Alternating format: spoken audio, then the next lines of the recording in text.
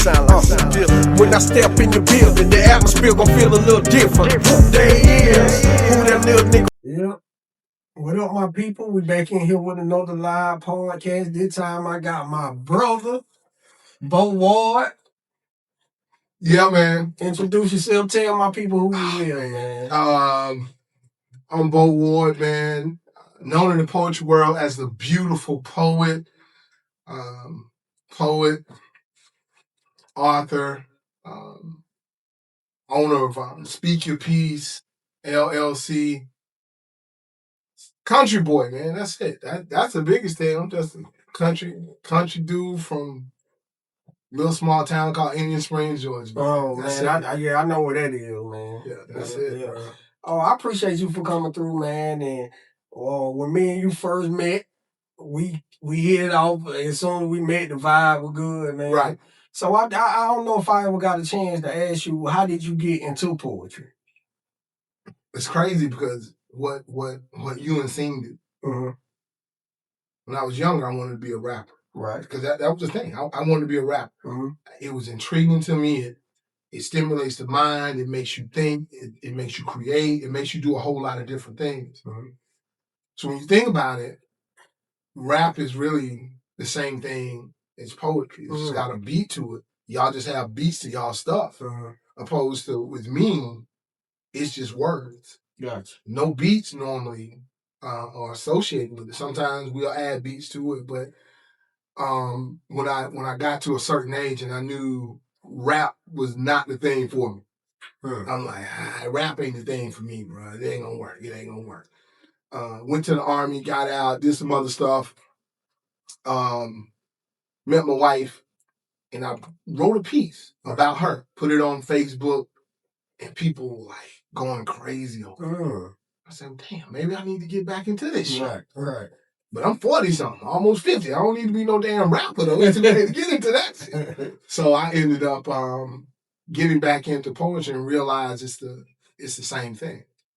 You know, doing research, it's the same thing, man. It's an art. The same thing that you do, that Scene does, that y'all do as a group.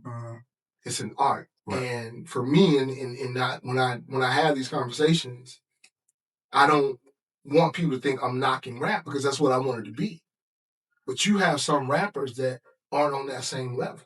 I've heard you and Scene before. When I had my show, I invited y'all for a reason. I invited you because I know the wordplay that you have. Right. So for me, and I'm gonna get this T-shirt. I hope don't nobody steal it while they looking at your live, right? Y'all don't steal it either. Right? And I'm gonna get this thing, beats don't move me, words do. And at the bottom, I'm a poet.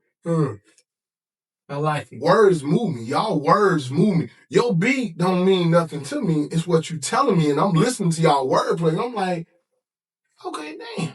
See, said that shit. Now I'm trying to visualize and try to put it in my own mind of what you said, because what it meant. Because sometimes I can listen to it, or I can have something in the first line of my piece that may not match and come together to like the sixth line. I've heard stuff y'all have done, and I'll be like, okay, he said that. Then I go back and I'm like, wait, that nigga said that, and I pull that thing all the way back on YouTube and listen to it again, like, okay. Now I just connected what he said in the first two words with what he said in the damn 100th word. Damn, that shit was dope. That's what moves me. I got you. So when I got back into poetry, that's what moved me. It's just the wordplay, the twisting of the mind, bro. It's amazing to me. That's dope, man. That's dope. And how long you been doing poetry though? Like from when you first started to now, like. How long has it been? Probably 2016. Okay, so you've been in it for a minute. A little bit. Okay, so when you say you listen to, raps and stuff, is it certain music right now that you listen to that'll make you go and be like, well, let me go, do some poetry? Like, you listen to certain music that make you want to go write some poetry? Sometimes it's Afro beats. I'm big into Afro beats now. Whenever I see something y'all send out, I'll listen to it.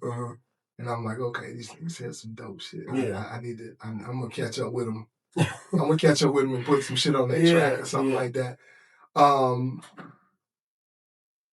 And J. Cole sometimes is one of those guys, but most of the time for me, it's events. Right. Stuff that happens in the world, and it inspires me, and it frustrates me, and it gives me that opportunity to express myself. Gotcha. You know, especially stuff that's going on there in the world, and I see it and I don't agree with it. I might write on it. Right. Somebody will come to me and they'll say, "Hey, I got this event. Would you be interested in it?"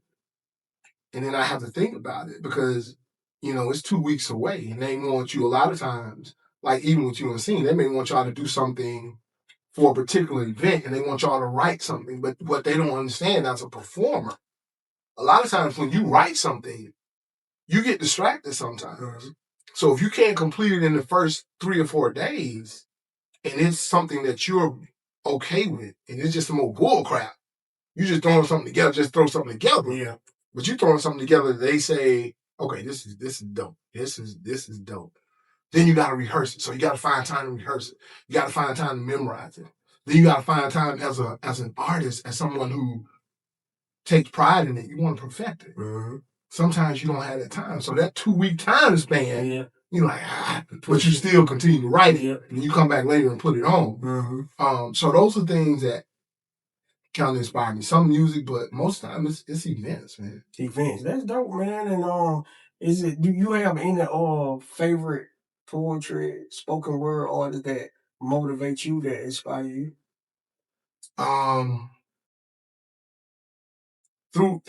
guess these last 9 years I've had a few.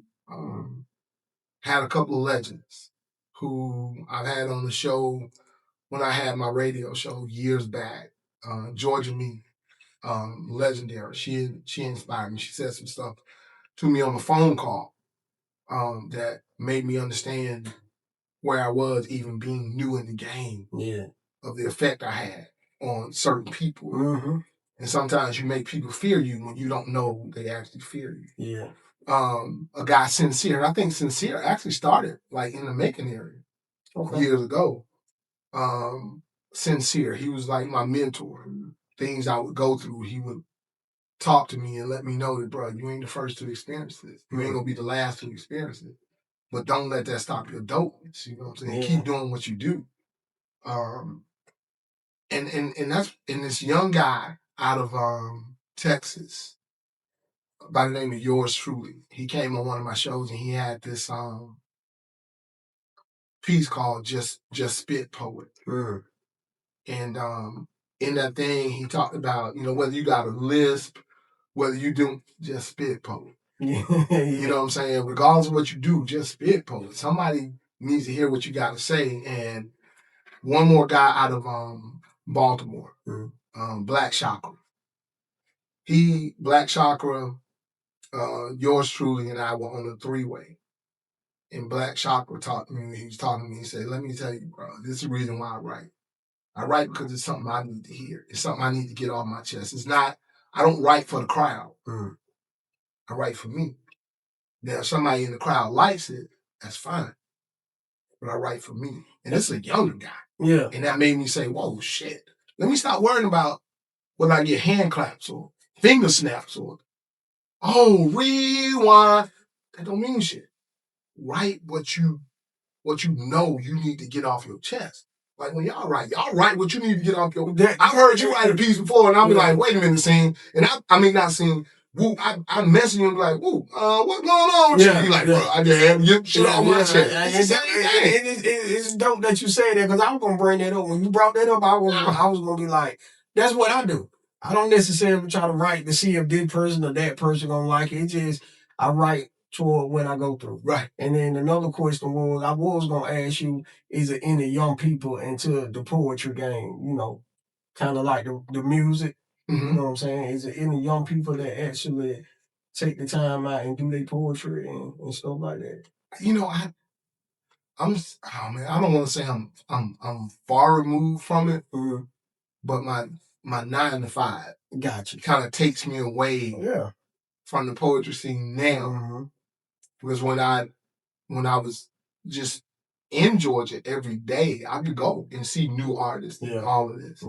But now I travel, so I'm in cities sometimes, and you hear about, oh, the city's maybe 15 minutes away, got a poetry scene, but you call or you message or you contact these people, they might have a poetry event every other month. Yeah. And that's on a Monday, bro. I work at night. Yeah. Most of the time. Sometimes I have the luxury of working during the day, but like, wait, how y'all have a strong poetry scene, but you got it once every 2 months? Like, you might have it in January. You don't have another one till March or April. That ain't no strong poetry scene, bro. You gotta be consistent. But now there is one young guy. He's younger than me. I don't know exactly how old. Well, there's about 3. That's really dope.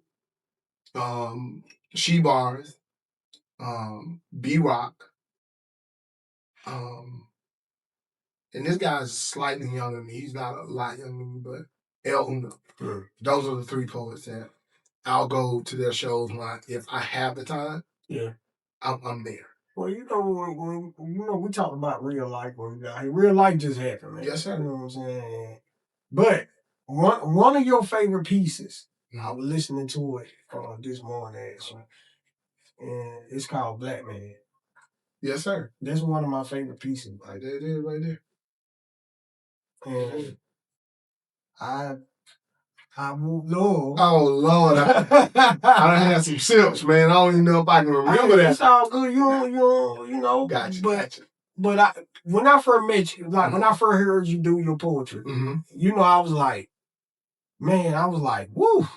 You know what I'm saying? I sat back and, I told you that. Yeah. I was like, man, you want the dopest poems? I ain't never heard nothing like that. That's what I was saying. I appreciate it. I was like, man, I ain't never heard nothing like that. Right. And ever since then, man, I had been trying to get you on songs and just get you to do everything. Right. And we actually got a song together. Right. You know what I'm saying? Me, you, and my brother Baeu Ward, a.k.a. Singing over there. Yeah. I love that song, man. I appreciate it, man. That means a lot, man. Yeah, man. And you here? Yeah. Hey, man, I just, like I said, I write what I feel, man, and if people like it, if people catch on to it, I love it. But that piece, Black Man, for me, is to get Black men to understand just how amazing we are in every aspect. So many years, we've been denied that clarity of how dope we are. We talk about it, but do we really know how dope we are? How much influence we have over how the world moves? And what we do, Black women either accept it or don't accept it. So it influences how the world moves.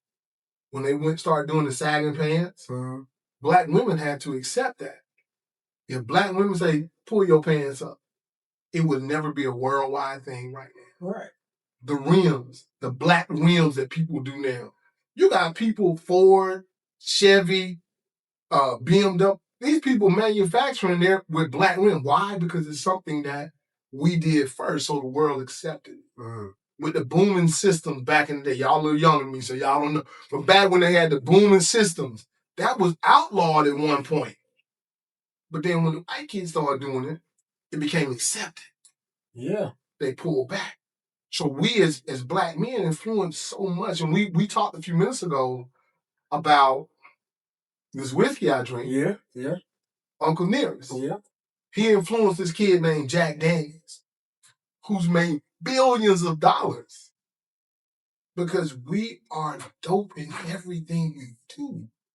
When it comes to rap, when it comes to poetry, when it comes to medicine, when it comes to politics, when it comes to dressing, when it comes to everything.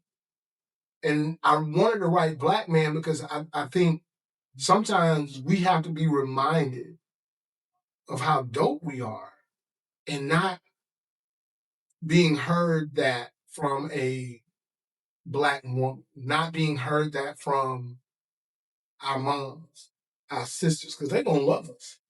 Our wives, our daughters, they gonna love us. But to hear another black man tell you, bro, you dope. And in a heterosexual way, nigga, you dope. Bro, you dope. Just waking up in the morning, walking outside, you dope. You ain't gotta do nothing else. You dope. Yeah. You dope. The first time I heard you and I heard your beats, it's like, you dope. Yeah. I said, look, bro, why don't you try this? Mm-hmm. This guy sent me some, I'm like, I let my wife hear, she's like, wait. I said, babe, you don't know who that is, dude. She's like, nah, who is that? Do you remember the dude I went to see down in Macon? I said, that's him. She's like, what? But there's a violinist named Damien Escobar. Mm-hmm. He sent me a track with the violin on it. I played it. She thought it was him. She dope. And I appreciate you for that, because me and you would talk and you would be like, hey man, just try this. I'm not trying to tell you Right. how to make your beats or what to sound like, but just try this.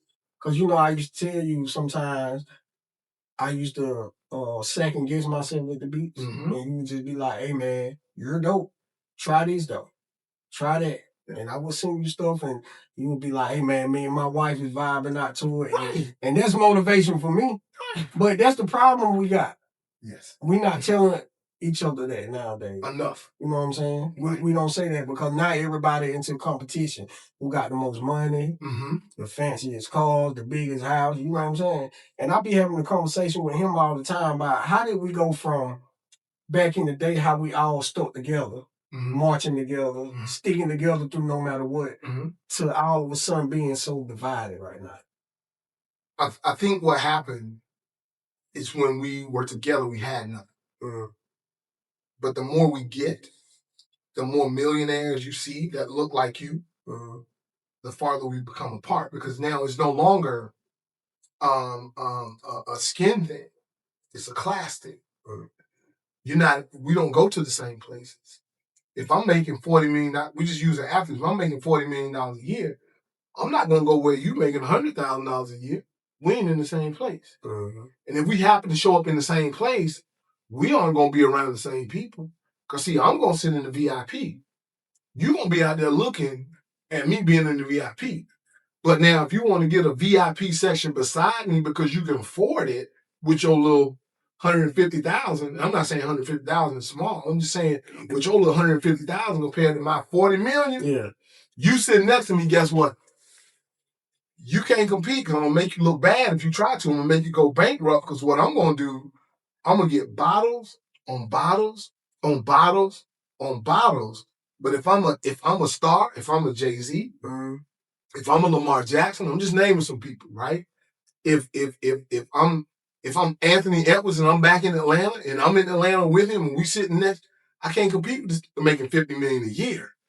Because 9 times out of 10, and this is what people don't see a lot of times, when these athletes and entertainers show up, the people who own the bar, the managers, they ain't charging them for a lot of them bars. The fact that I can mention your name is enough to get people to come in the door. So when the more money we started making, the more we became, because we think we've arrived. And even when we had a black president, we thought we were there already. We did. We're not. The struggle's still real, bro. They still doing the stop and frisk for no reason. They can see me right now in a hoodie, these cargo pants, and these freaking retro ones. And they look at me, even with this gray hair, they look at me funny. But they can see me tomorrow if I go to church and I got that suit on with that crisp shirt, looking smooth down the month. They look at me like, okay, he might be a model citizen. I may be the biggest drug dealer in the world with the suit on. I may be straight and narrow looking like I look right now. But the whole thing is they giving more, so it pulls us apart. But see, when we didn't have nothing, all we had was each other. But now that I got more, I don't really need you, bro. Yeah. I got 50 million. I don't Yeah. need you. What I need you for? Yeah. I ain't got to go over there. What was it, Friday? Can I borrow some sugar? I don't need to borrow no sugar. I don't need to borrow no sugar. I'm good. That make a lot of sense, man. I understand that. And even though you explained it and like you did, it's still terrible though. It is, for sure. That we can't do that for each other. You know what I'm saying? It is. And that go back to like I talk about platforms all the time too. Mm-hmm. Like if your platform, if you got 100,000 people and I only got 500 people, Mm-hmm. you're not gonna want to come on my platform because it's like, what can you do for me with that little platform? But I always look at it like it balances if I. It should. Because if you come on my platform, you just gain 500 more, and I just gain 100. You see what 100,000? If it's only half of what you got, Right? We both just benefited from it. Yeah. And one thing I like about me, I never been like that. Right. You know what I'm saying? I never been the type to feel a certain way about nothing. You know what I'm saying? I support whatever it is I need to support. You know what I'm saying? If you're doing something, I support it. Man, I mean, just being honest, I done supported stuff I didn't like. Mm-hmm. Just because I see you out here trying. Right. You know what I'm saying? And investing in yourself. Right. So if I see you out here grinding and actually trying, you investing in yourself, I'm going to support it. Right. And that's how it should be. Like, when I had my show in Stockbridge, and my thing was, let me invite you and Scene to feature. Because any connections I have, it gives you access to those same connections. Right. And if y'all do a live and say, hey, we headed here, or when I do my flyers and I put the flyers out, I tag you in it and you share it. Right. That gives me more people. So in turn, like you said, it works for both of us. But so many times you see people, and a lot of times we have this mentality, let me get mine. Right. Well, there's a reason why you ain't already got yours. But if I can help you get yours, let me help you get yours. So what I need to do is figure out what I'm doing wrong to not get mine if I'm just waiting to get mine. Because what if I never get mine, but if I introduce you to the right person to get yours? Right. So I just held you back. But if you get yours and you connect with somebody that you know may be looking for a poet, oh, wait a minute. I got a poet for you. There you go. Hey, Bo, these people want to You introduce me to somebody. Now I get around somebody that needs Southern hip hop group. Boy, I got somebody for you, man. Yeah. Now I go back to I'll talk to my Georgia. Hey, shout it, I got somebody for you, man. You know what I'm saying? And I get y'all in that door and we work hand in hand. Yeah. Do you have like a piece that maybe you poured more of your heart and soul into that made you, go through something and you like, oh, I gotta really get this out? I think that piece Driving While Black. It was during was when George Floyd was murdered. It was when Aubrey was murdered down in Savannah. That those two pieces. I mean those two incidents. Excuse me. We all that piece. Okay, so I mean it's on you if you don't want to, but you think we can get a piece part of that? I mean, it don't have to be the whole thing. I mean, you can just give us, Okay. So the piece starts off, and it's like, can they tell me why? Every time I step outside, I see my people die. I'm letting you know that there ain't no gun out there that can kill myself. See, Driving While Black seemed to be a death trap, and that's why I Pray for my life in these times while they pray on mine. Now, if I find myself in this awkward bind, should I rather be judged by 12 or reach from a 9 and hold my hands up high and comply? But even that's no guarantee this black boy won't die, because they'll hold court in these streets for me, like me being black is committing a crime. See, Mr. Officer, I know that I'm inclined to be the victim of your very next mistake. One false move is all it takes for me to make the timeline on Facebook, but a closed casket at my wake. Or do I take the chance they'll understand that every black man is not a criminal? Yet they see me as a threat. That's why they stop to become physical, because there's no thing more threatening than a black man with purpose. See, this makes you nervous. So you service and protect your racist mindset. Although I do as you ask, put my hands up, lay down, face down, but for you that's not enough. You'd rather be ashes and dust to dust. I can't remember the rest of it. Well, Dust to dust. it's okay. It's okay, man. because we need that. What you just did, give the people experience on what it is you do. And if I guess you play your respects, you're red, white, and blue, I still can't remember drinking. I shouldn't have drank. It's okay. Fool. We're gonna bring you back. Oh yeah, let's get it, man. I ain't bring you drinking. back. And I'm gonna tell you, man. I appreciate you for coming through. Yes, sir. Let the people know who you is again. Ah, man, Baeu Ward, country spoken word artist, man. Definitely appreciate the opportunity. Yeah, for sure. It's been a long time coming. You can find me on Facebook for the older people, because they say Facebook is for old folks. I'm old. Baeu Ward, BeauWard. On Instagram, it's Belvie07. That's BeauBellvie07. And like I was telling them earlier, I do travel a lot, but hey, contact me if you need something written for wedding, birthdays, if you're doing bridal showers. I got some erotic pieces. I got all that stuff, man. I got some love piece. I got old country love piece, but I got a little bit of everything, man. But definitely appreciate the opportunity, man. Man, appreciate you for coming through all along, man. Yes, Definitely gonna bring you back, man. Yes, sir. Appreciate y'all for tapping in. Y'all come on back later on today. We got another one at 7 with Ice Cold. Let's go. Oh yeah, it sound like something different. When I step in the building, the atmosphere gon' feel a little different. Who they is, who that little nigga